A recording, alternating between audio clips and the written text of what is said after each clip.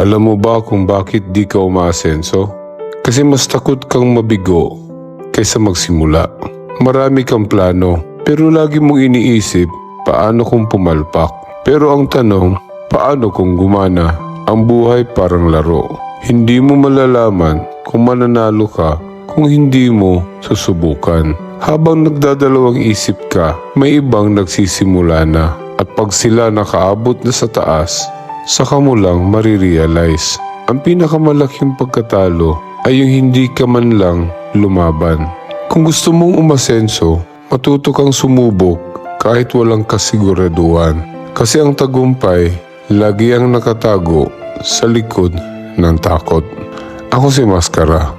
Hindi mo man ako kilala, pero naiintindihan kita. Pag may natamaan, panahon na para gumising.